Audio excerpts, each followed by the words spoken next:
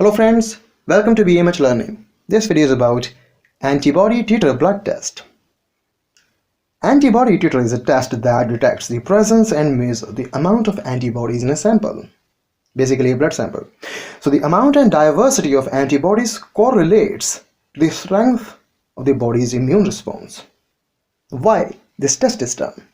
So basically the test is done to know whether or not you have been exposed to a particular antigen.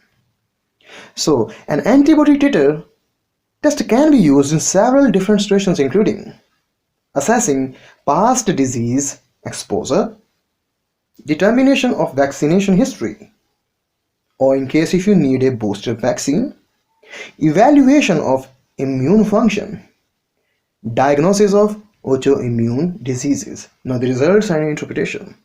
So the test measures antibody titers, which is generally presented as a ratio. Now the normal values depend on the type of antibody. So if the testing is done to detect autoantibodies, for example, the normal value should essentially be 0 or negative. And in case of testing the efficacy of a vaccine, in that case the normal test result depends on the definite value that is specific for that immunization. This was all. Thanks for watching.